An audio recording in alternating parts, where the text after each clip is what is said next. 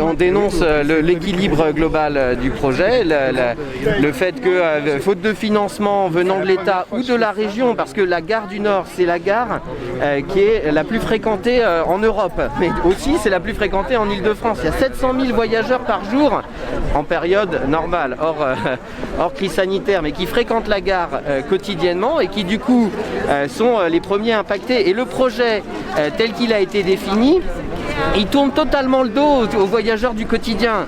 Il n'a pas pris en compte dans sa première version et dans les versions successives le fait qu'il faut améliorer les transports, les déplacements entre les quais du RER, des Transiliens et les métros, etc. C'est pour ça que la question de la passerelle Nord a été tellement demandée pour pouvoir avoir un accès direct des quais jusqu'au métro aérien et Eh bien non.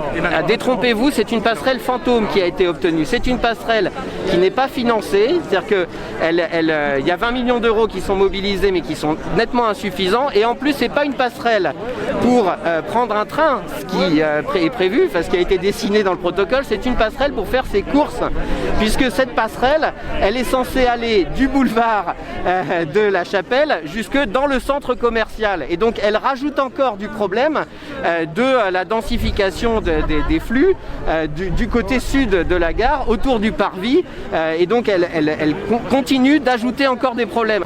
Alors qu'en fait, il aurait fallu faire une passerelle le long du pont pour pouvoir accéder directement des quais jusqu'à la passerelle et au métro et au 18e arrondissement et au 10e.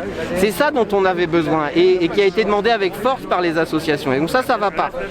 Et en plus, la passerelle est fantôme parce qu'aujourd'hui, je le redis, elle n'est pas financée. Donc non, c'est pas parce que vous rajoutez 3 arbres, que vous réduisez 2 commerces et que vous mettez un parking à vélo que la nature du projet change. Après, le transport en commun, c'est vraiment 30 secondes. L'enjeu.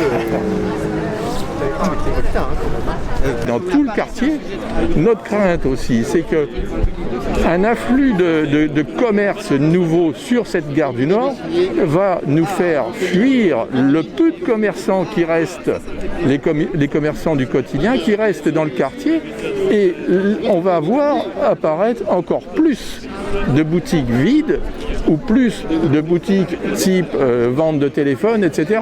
C'est pas ça dont on a besoin sur le quartier de la gare du Nord. Ce sont des vraies boutiques, des boutiques pour vivre au jour le jour.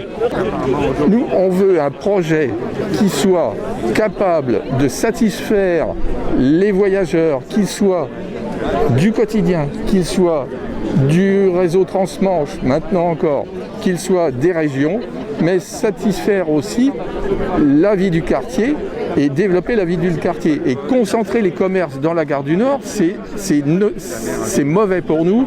Nous, on a besoin que les commerces reviennent dans le quartier, parce que moi j'ai connu le quartier avec énormément de commerces divers et variés. Maintenant, on est dans une zone de monocommerce. Rénover la gare, c'était aussi un moyen de rénover la vie du quartier et le dynamisme, secouer le dynamisme du quartier en développant le quartier. Là, on va avoir une fuite des habitants actuels, et on risque d'avoir, en plus de la fuite des commerçants, la fin des locations, la fuite des appartements à louer, et on va avoir un fleurissement encore des Airbnb et tout. C'est ça qui va arriver dans le quartier.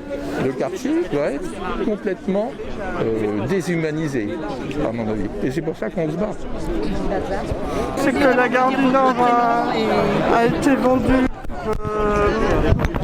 à Cetrus, qui est une filiale d'Auchan, et a été vendue pendant 46 ans.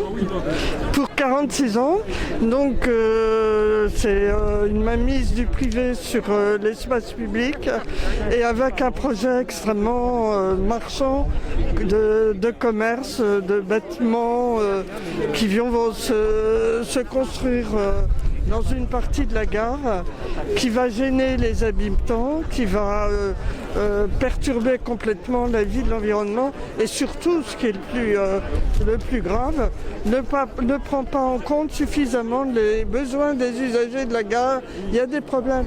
C'est-à-dire que dans le collectif de la gare du Nord, on est pour que la gare se réaménage, etc.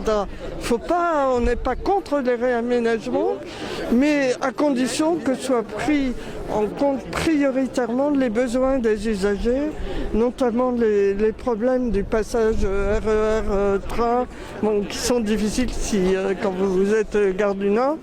Et le projet, en fait, privilégie les TGV, notamment l'arrivée des TGV, et rallonge le chemin, le parcours des usagers entre les trains de banlieue et le RER et le métro. Donc voilà. Et donc nous, on est pour une réduction de ces bâtiments. Il y a 20 mm² et on veut une réduction et une réelle prise en compte des besoins des habitants, notamment l'ouverture sur la place de la Chapelle, ça y est, ça. Bon, ça va, paraît-il, se faire, mais on n'a aucune information.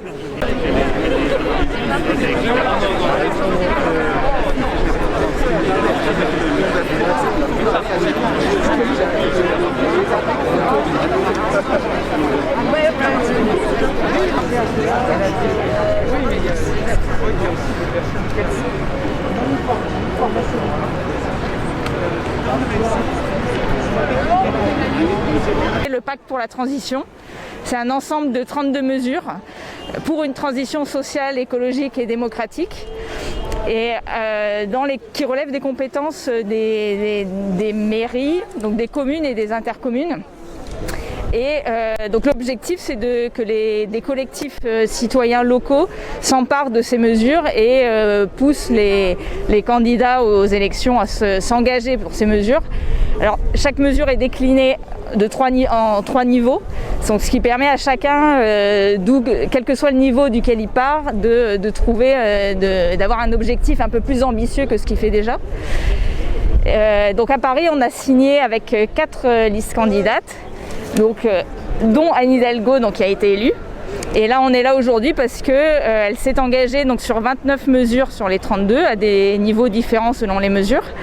Et pour nous, il y a il y a plusieurs mesures qui sont bafouées en fait par ce projet de Gare du Nord, notamment la mesure 9 qui est l'intitulé est précisément, il est peut-être sur le panneau, voilà la mesure 9, c'est de réduire de ne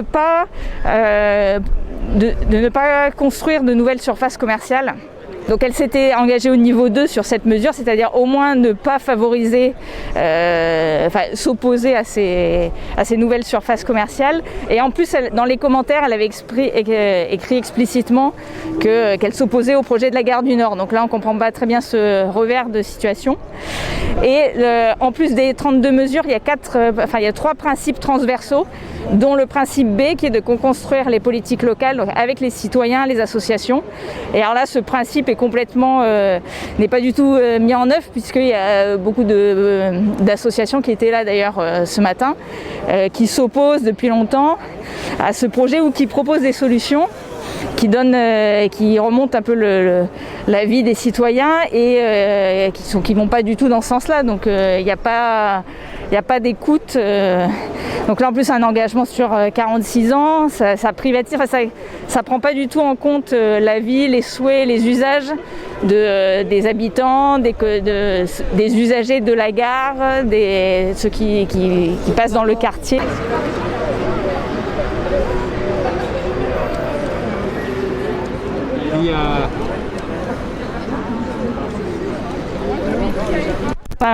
Un projet commercial et voilà, sous prétexte de réaménager, d'avoir des fonds pour réaménager, rénover la Gare du Nord, on n'écoute pas du tout et on loupe l'occasion d'inclure les citoyens dans ce projet, de leur montrer qu'on tient compte un peu de leur cadre de vie.